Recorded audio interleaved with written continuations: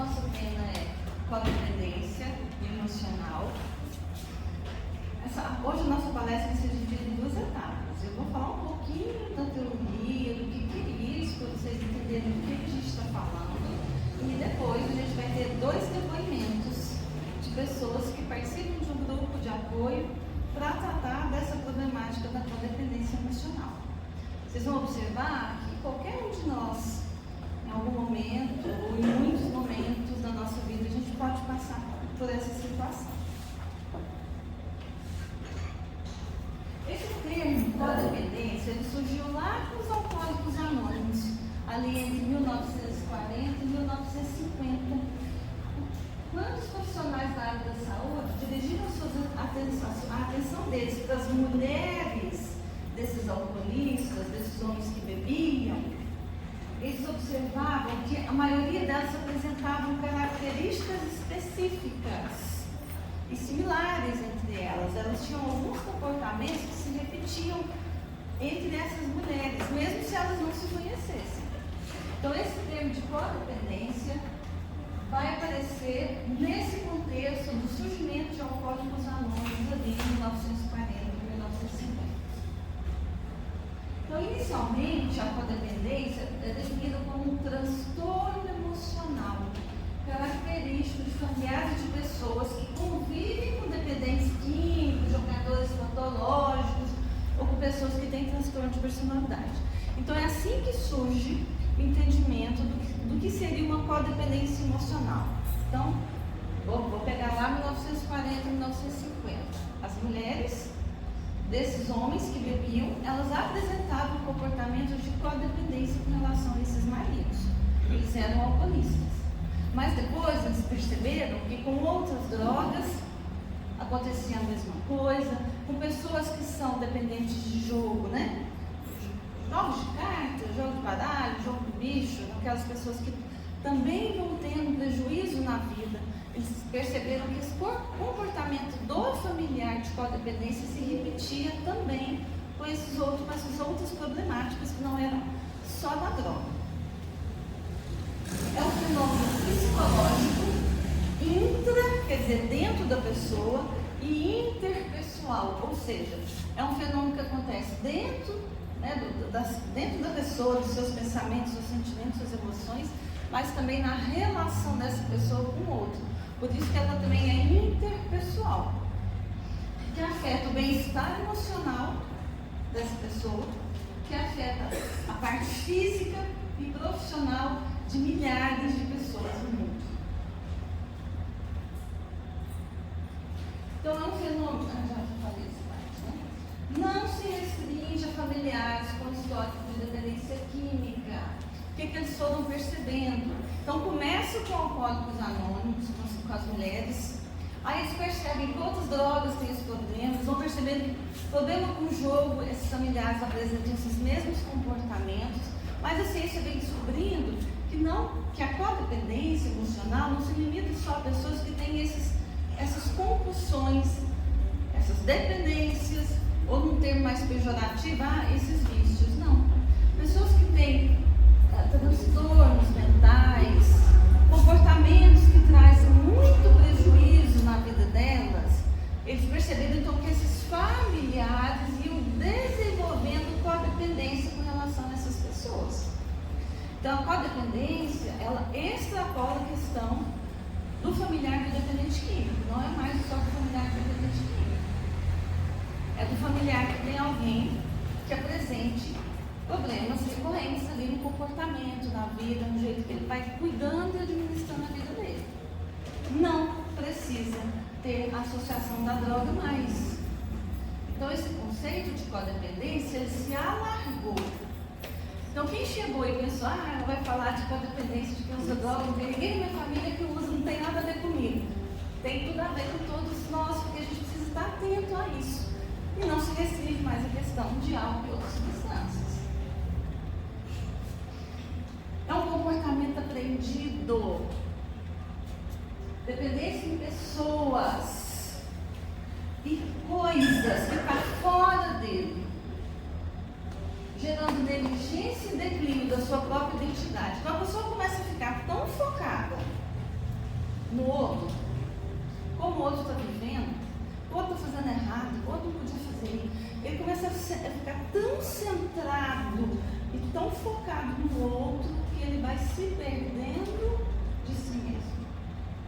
Vocês já passaram por isso? Sim, muitas carinhas. Me identifico, né? Pode acontecer com todos nós.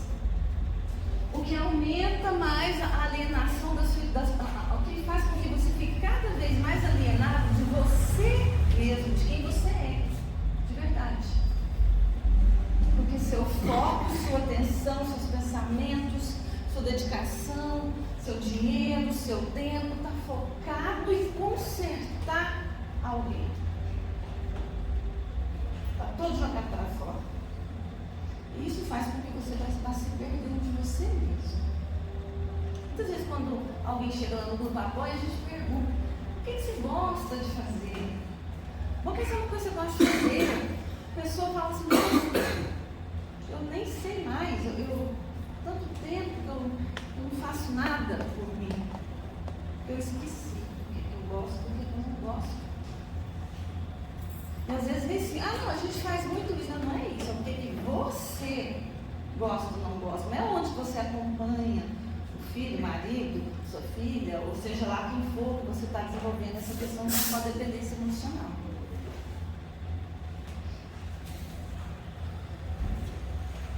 É um padrão de comportamento que nós aprendemos para nos dar a sensação, para nos proteger da sensação de não ter controle, de não conseguir controlar. É muito frustrante não conseguir controlar. É muito frustrante não controlar o que alguém fala, o que alguém faz.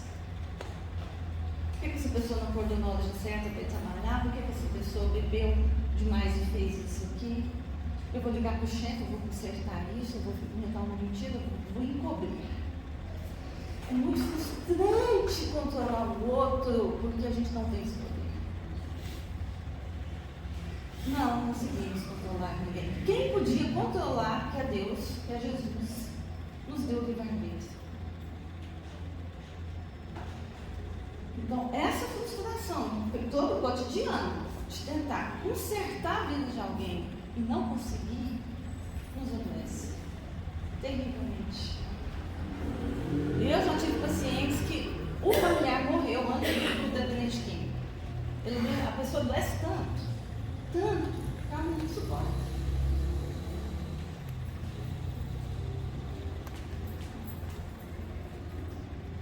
Os codependentes parecem fortes, mas se sentem indefesos, solitários.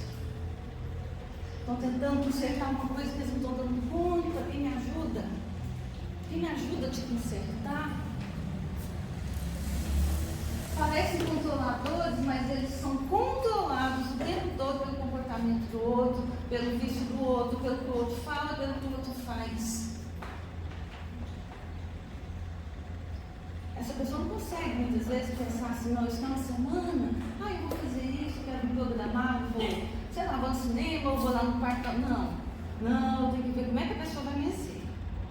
Tem que ver se essa pessoa vai, como é que ela vai, o que ela está planejando, o que é que ela vai fazer, porque só a partir de então eu posso pensar em alguma coisa, para ver se isso vai dar assim. Então ela está o tempo todo na mão, de certa forma, do outro. Mas observe que quem faz esse movimento de estar tão entregue é você. É você que faz esse movimento. Eu acho assim, né? Você não pode ficar só preocupado com o outro, você tem que preocupar com você também. Também, sim mesmo. E a pessoa também, se você for dar muita mão para a pessoa acostuma. Quer, toda hora quer um copo d'água, quer que a pessoa põe tudo na mão dela. Isso mesmo. Está achando que você não é codependente, amigo? Características e sintomas da codependência: considerar-se e sentir-se responsável pela pessoa. Então, se ela não foi trabalhar ou se ela chegou atrasada, eu tenho que dar um jeito de consertar isso. Inclusive pelos sentimentos daquela pessoa, pelos pensamentos daquela pessoa, pelas ações, pelas escolhas, pelos desejos, pelas necessidades, pelo bem-estar daquela pessoa.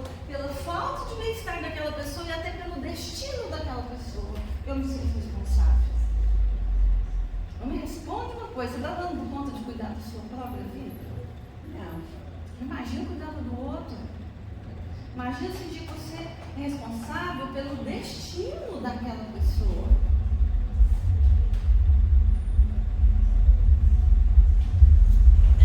Nós estamos falando de uma criança, né, para a qual você tem a responsabilidade de cuidar, de proteger, de educar e de amparar, e do qual você tem responsabilidade, sim, diante, né, das coisas possíveis que cercam aquela vida daquela criança. A gente está falando de pessoas adultas. Aquela sensação de estar carregando o mundo nas costas, que não é só da sua vida, é da vida do outro também, aquele peso.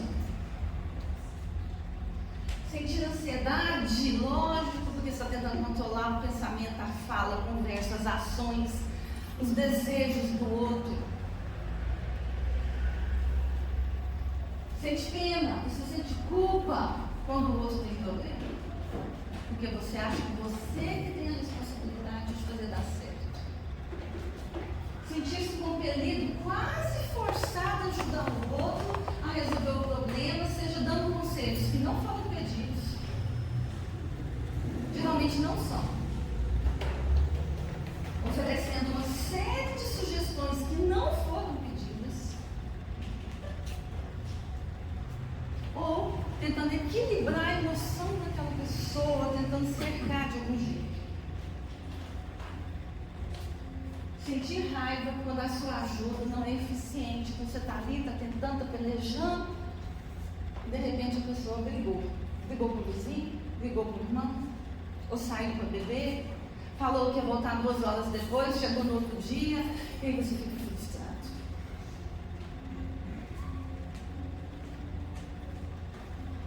Culpar os outros pela situação que aquela pessoa está. Ah, mas se não fosse fulano que tivesse falado aquilo, eu não teria agido assim. Ah, mas se fulano não tivesse chamado quando ele tinha 15 anos para poder beber, hoje eu não teria problema algum. Sabe, você começa a buscar outros terceiros para responsabilizar os comportamentos daquela pessoa para a qual você é codependente. Dizer que outras pessoas fazem com que você se sinta da maneira como você se sente. Então você não se sente responsável pelo que você está falando, pelo que você está fazendo, pela forma que você está se sentindo. Você está sempre achando que é o outro que está fazendo isso com você. Então você dá um poder inimaginável para o outro. É como se o outro pudesse determinar como você está se sentindo. Achar que a outra pessoa está te levando à loucura. Meu Deus, faço tudo, dou conselho, eu oriento, eu falo, eu pago, eu ajudo, e nada dá certo. Então tudo que eu faço não adianta nada. Gente, ouve muito isso. Tudo que eu fiz não deu certo. Tudo que eu tento não funciona. Essa pessoa não muda o comportamento dela. Estou falando comportamento porque eu não quero focar só no uso de droga. Para que isso não dificulte você pensar em você mesmo, se você não está sendo codependente.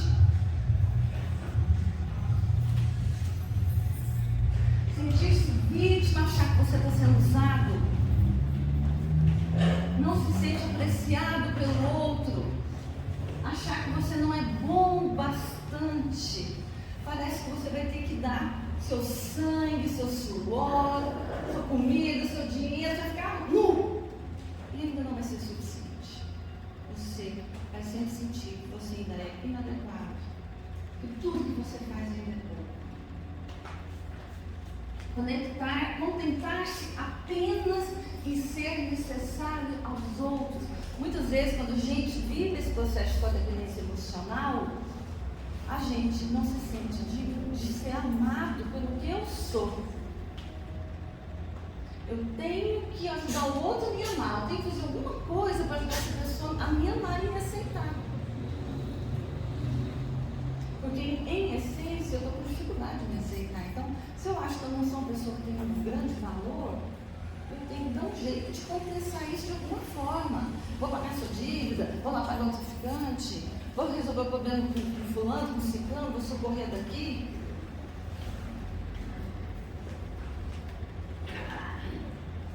O cuidado excessivo que exerce sobre o outro anula os próprios objetivos e necessidades. Então, o codependente vai viver um processo de autoanulação de si mesmo.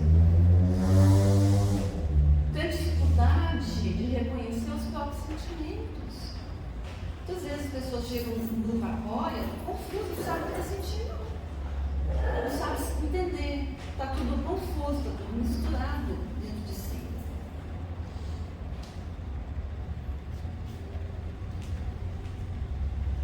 A autoanulação consiste na necessidade extrema de controlar e salvar o outro da sua dependência ou da sua problemática, o que se torna uma dependência patológica de cuidar do outro o tempo inteiro. Eu foco no outro. Para mim, eu quero que o outro mude, mas eu não preciso mudar. É o outro que tem que mudar. E eu sempre uso uma frase de uma colega nossa que era do grupo Apoia, que ela falava assim: oi, né, eu senti uma raiva de vocês tão grande, que eu falando minha vida, usando droga, aí passava um pouco, vocês falavam, o que você pode fazer para você mudar? E eu com raiva, eu pensava, mas nem eu que estou usando droga, quem está usando droga é ela tem que mudar, o que vocês querem que eu mude? Até que ela entendeu que o único poder que ela tinha na mão, que era de promover mudanças, nela, ela estava abrindo mão, tentando mudar o outro, que ela não tinha poder nenhum. Então, quando a gente tenta mudar alguém, a gente não vai conseguir, viu, gente? A gente vai viver frustrado todos os dias, 24 horas, isso é muito adoecedor. Mas se eu me propor olhar para mim e tentar me mudar, porque não é fácil, vocês vão ouvir um pouco dos depoimentos daqui a pouquinho, aí pode ser que você veja uma luz no fundo do túnel. Aí vem a depressão e tudo mais. Tomara que não, né, Romero? Estou querendo ver depressão, não.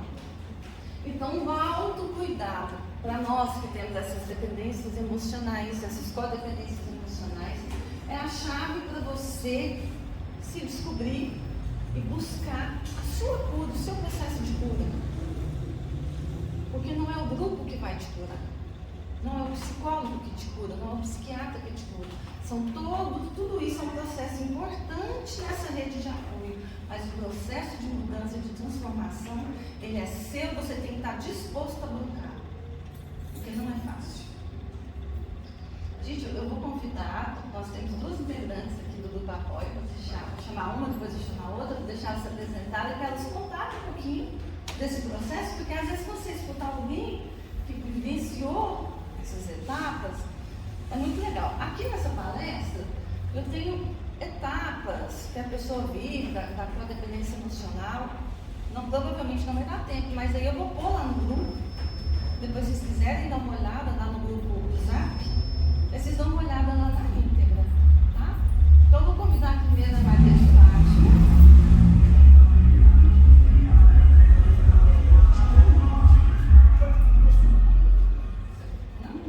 Não quer que o pessoal ouvir de casa?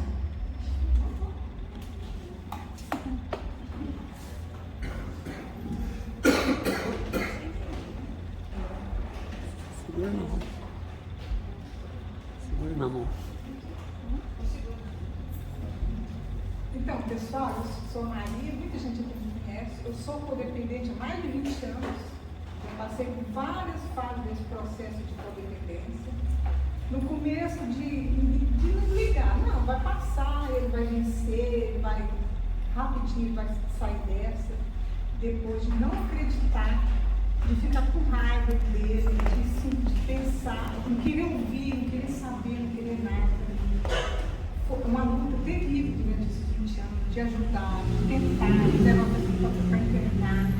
Depois veio o processo de culpa.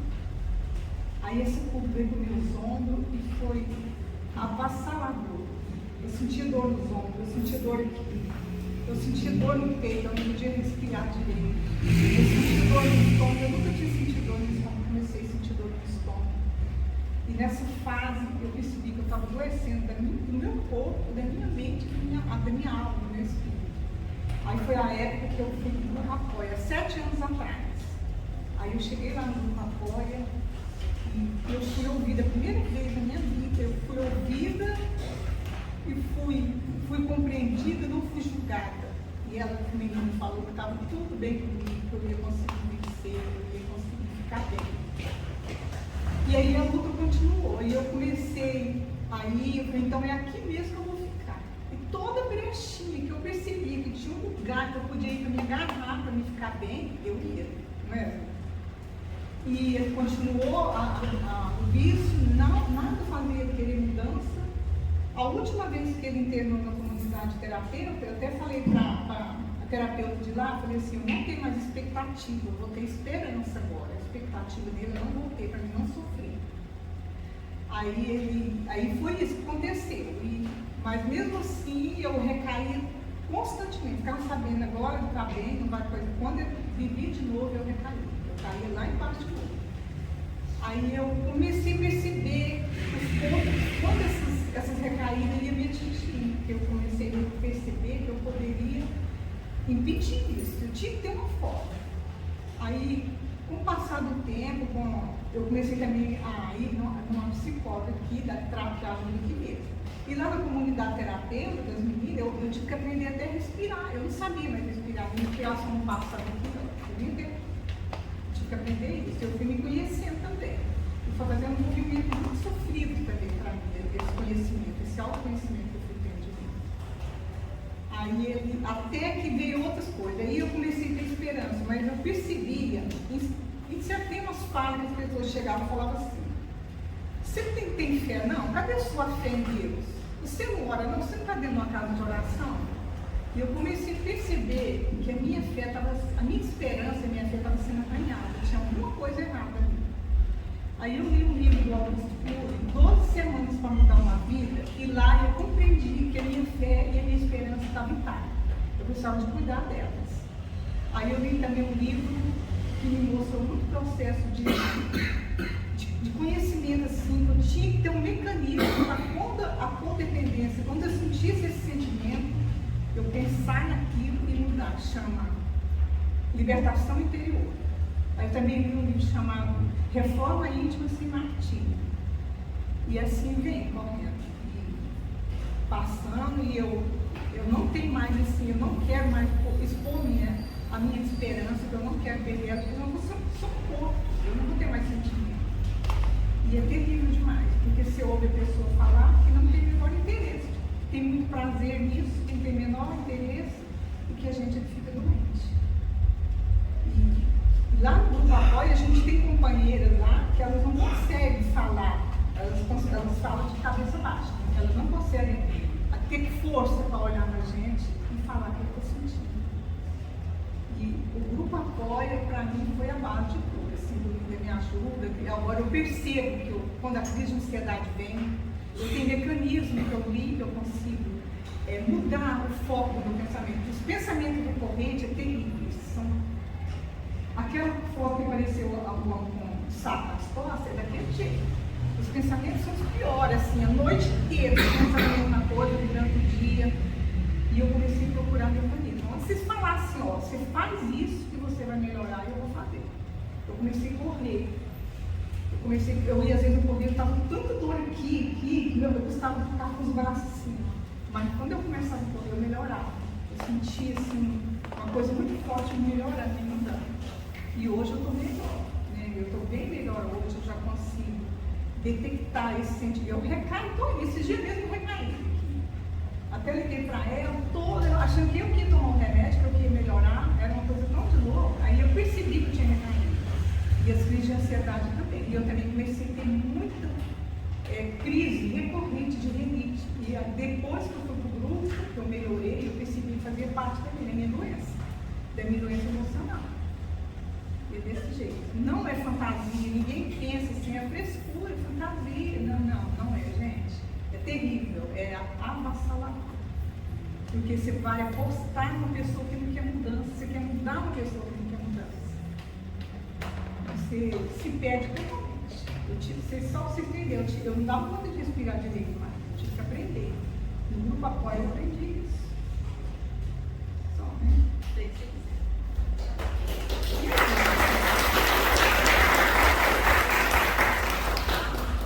Me amando, viu, gente? Bom, quero convidar a Regina. Gente, do Grupo Apoio, a gente vive tentando fazer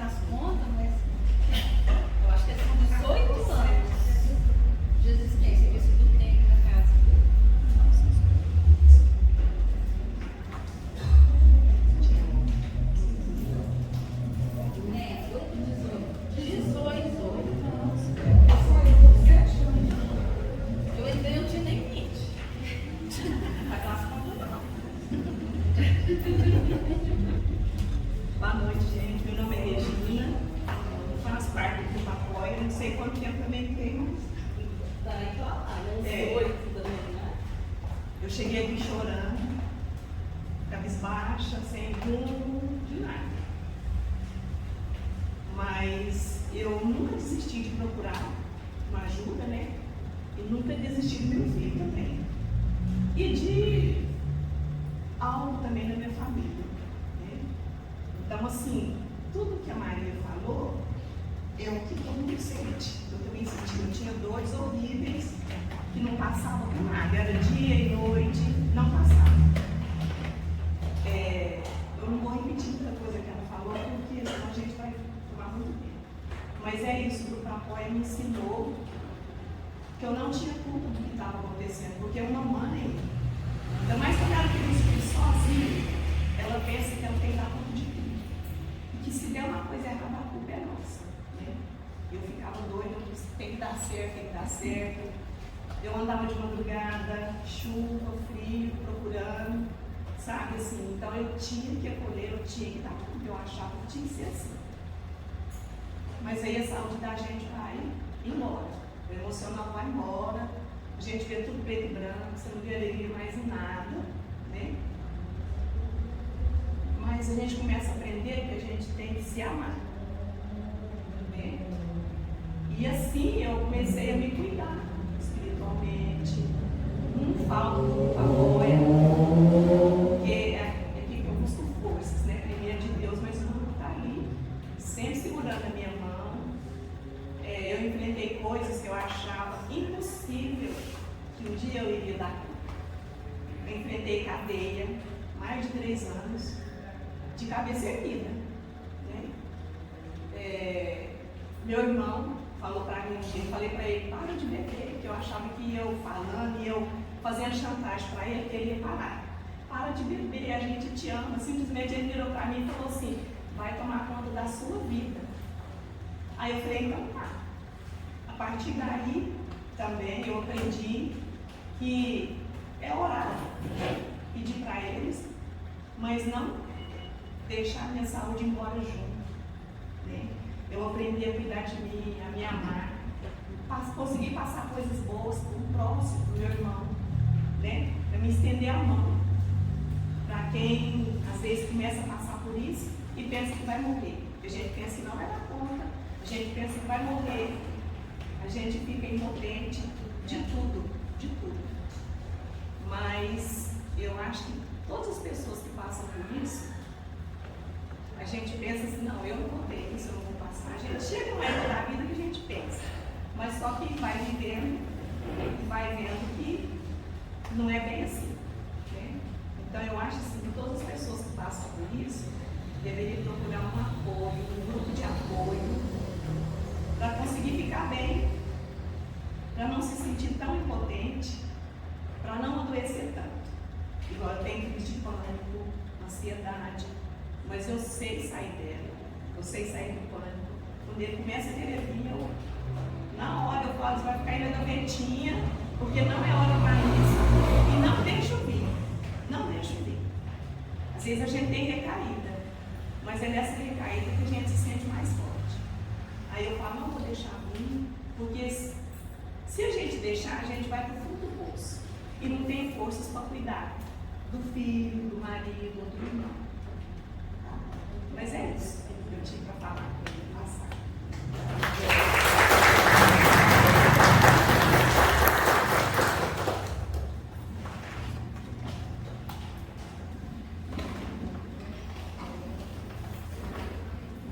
Eu sou fã de depoimento, porque para mim depoimento fala mais do que a palestra em si. Mas eu queria destacar uma coisa que as duas falaram, não sei se vocês perceberam, da autopercepção.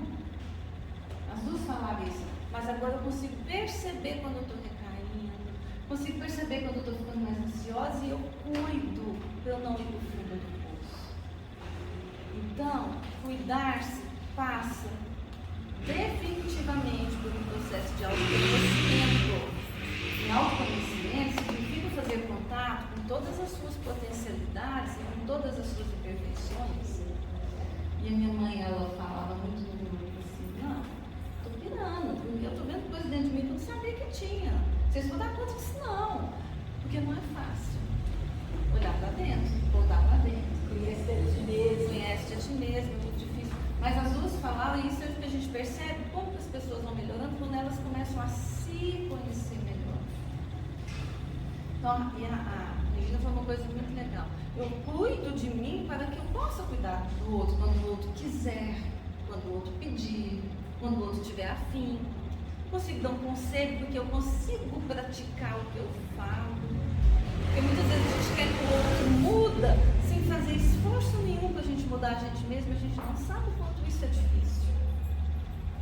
E aí a gente não tem paciência para ser caído, a gente acha que recair é o fim, acabou, tem jeito mesmo, vamos morrer todo mundo e já era. Não é assim. O processo de mudança implica em tentar fomentar e alimentar um novo jeito de viver. Isso leva tempo, você não muda o seu jeito de ser de um dia para o outro, nem você, nem a pessoa que você quer que mude. Não vou conseguir passar pelas partes, mas eu quero falar um pouquinho, vou deixar lá no grupo para vocês, da importância de buscar ajuda, não precisa ser no grupo apoia, pode ser qualquer grupo, pode ser com psicólogo, pode ser com psiquiatra, não importa. Às vezes a gente precisa de ajuda, de pessoas que nos ajudem a focar o olhar mais para dentro, mais para nós mesmos, para eu passar por esse processo de me conhecer melhor. Eu separar o que é meu, o que é do outro, o que é minha responsabilidade, o que é do outro. Quando que eu posso ajudar e quando eu devo ficar quieta, esperando, cuidando de mim. Sou responsável pelo meu corpo físico. Então eu sou responsável por cuidar desse corpo, por cuidar da saúde desse corpo. Por isso a gente é muito responsável. E quando a gente está em plena codependência, a gente acha que a gente é responsável porque o outro está bebendo e está destruindo o corpo dele. Não, você é responsável pelo seu que você não está cuidando, você não está observando o que você está comendo, você não está fazendo uma atividade física para cuidar do seu bem-estar. Não está tomando suas medicações, não está indo no médico fazer prevenção, porque você está tão focado no outro, não sobra tempo. E pelo seu corpo, você é responsável. E pela sua evolução espiritual, você é responsável. E eu posso cooperar com a evolução espiritual do planeta, de todo mundo que me cerca, é claro. Essa é a nossa obrigação também. Mas como eu ajudar alguém se eu não sei nada nem sobre mim mesmo? Não é? Então, gente, é fundamental que se perceba, se reconheça que você está em um relacionamento que não está legal, que tem alguma coisa errada. Tem alguma coisa adoecida na minha relação com essa pessoa. Ah, então o Minerva falou que tem que buscar, então eu vou marcar um tratamento com o meu marido. Não, marca para você. Vou marcar tratamento com o meu filho. Não, marca para você. Ah, então vou trazer para o grupo apoio. Não, venha você para o grupo apoio. Porque todo sucesso que você tiver, as duas já estão até de alta, viu, gente? Nós já demos alta há muitos anos, né? Vocês duas, elas vêm porque elas querem, porque elas gostam, participam, colaboram. Tem sempre gente nova chegando. E é bom para quem está chegando ver quem está mais tempo, quem está mais estabilizado, quem está mais tranquilo. Né? E a gente vai se ajudando também comunitariamente. Durante o tratamento, o familiar vai perceber que ele não é responsável pela mudança do outro, pela transformação da vida do outro. Né? Porque a melhor forma que você tem para ajudar o outro é se ajudar primeiro. Conheça você primeiro, antes de apontar o dedo para alguém, antes de falar que alguém tem que mudar. Então ela faz assim, ó, você tem que mudar, você tem que mudar. É você que tem que fazer isso primeiro. É necessário aprender a abrir mão do outro sem abandonar, eu gosto muito disso, porque o pessoal às vezes fica assim, nossa, mas isso não é ser egoísta, né? Então eu vou cuidar de mim para poder cuidar do outro. Sabe, dentro do avião, o que eles orientam lá, se acontecer alguma coisa, as máscaras de oxigênio, onde é que você põe primeiro? Em você, porque como é que você ajuda o outro se você desmaiar? Primeiro você põe em você, aí você socorre quem está perto de você. É desse jeito que funciona. Então, você tem mais chance de ajudar o outro se você se conhece melhor, se você buscar ajuda para você. E a gente ler algum trecho de algum livro espírita lá no Grupo Apoio. O Grupo Apoio hoje não é voltado só para questões de dependência química, viu, gente? Para luto, morreu, pedir alguém, estou sofrendo, estou percebendo que eu sou codependente, ou qualquer questão, qualquer sofrimento, pode buscar o Grupo Apoio. Então a gente tem uma base espírita para estar ali com vocês. Hoje a Joana, levanta, deixa o pessoal te conhecer. A Joana está aqui, a Joana é do Grupo Apoio, viu, gente? Também aí há 18 anos. Aí a gente... Muito bem-vindos lá. A gente espera que fosse muito carinho, muito cuidado, para receber uma coisa sem julgamento, só para simplesmente receber vocês. Quem quiser, deixa conhecer alguém que necessita desse grupo. Toda quinta, 7h30. 7. Desculpa, 7. Toda quinta, 7 horas, das 7 até umas 8h15, mais ou menos. Eu cheguei no grupo há 18 anos com 18, você com 19, né? Tá, e a gente tem a Adriana, também, que está no nosso grupo há muitos anos, e o seu Walter, que está no grupo. E durante esses anos, várias pessoas passaram pelo grupo, de vez em quando algumas voltam, porque, nossa, estou recaída, não estou bem, volta, para se reequilibrar de novo. Né? Porque a gente, uma coisa que a Joana falou, né? A gente não tem julgamento, a gente tenta muito não julgar ninguém. Mas deixa eu perguntar. Meu filho deu uma a gente contornava as coisas. Mas eu fiquei com ele 3 meses, assim, dando banho, dando comida e vendo ele partir, né? E agora, é assim, quando eu estava dando banho nele, ele só olhou para mim e falou: mamãe, eu não aguento mais. E eu falo que devolvi para Jesus, porque fica mais fácil. Mas eu noto assim, que eu não sou revoltada, porque Deus sabia que eu não ia aguentar, porque eu não dormia, não deixava dormir, chamava a noite inteira. Agora eu estou sentindo assim, faço muita atividade, gente, assim, fraterna, né? Mas eu estou me sentindo enfraquecido, tem dia que eu sinto triste, aí eu não vou ficar triste, mas eu não estou conseguindo sozinho, ultimamente eu estou achando Difícil. Porque ele precisa seguir, eu não posso, né, prender, ele tem que seguir, é outra jornada, mas eu me sinto bem enfraquecido. Qual o nome da senhora? Vânia. Dona Vânia, tem quanto tempo que ele desencarnou? Fez 2 anos agora. A senhora deve estar vivendo o processo de luto ainda. Eu quero convidar a senhora para ir para o grupo amanhã. Né? Perder pessoas que a gente ama aqui durante a nossa encarnação é um processo muito difícil. E filho, parece que eu olhei para o pai, eu olhei a mãe, irmã, né? E uma situação, todos sempre desencarnaram quando eu chegava, eu cuidando ali, tia, familiares. Mas eu falo que quando chegou no filho, eu agradeço a Deus todo dia, porque ele ia sofrer muito, e eu também. Mas aquele centro eu entendi que eu sou muito fraca. Mas é natural. É aquele choro sem sair a lágrima, mas eu noto que 24 horas, às vezes, eu estou chorando. Não que ela fica saindo as lágrimas por dentro, Sim. mas sempre procurando agradecer a Deus, que Deus é maravilhoso. Ele sabe de todas as coisas. A dor que se trata. Sabe uma coisa que a gente aprende muito no grupo? A acolher todos os nossos sentimentos, inclusive a tristeza. Tristeza faz parte do rol de todos os sentimentos que a gente tem. Ele é um sentimento muito importante. A tristeza nos mostra alguma coisa, é importante olhar para ela. Talvez pelo motivo de eu não externar para a família assim, a gente quer apresentar a fortaleza. Tem hora que eu falo assim, gente, mas eu queria não, mas fulano precisa levantar e sair, fazer para minha filha, para minha neta, bisnetos, entendeu? Então, quero te convidar para ir para o grupo Apoio, para a senhora poder sair desse lugar, de que cuida o tempo todo, para ser cuidada. Lá só pode chorar à vontade. A gente sempre fala isso, né, Joana? Eu posso falar um pouco? Pode.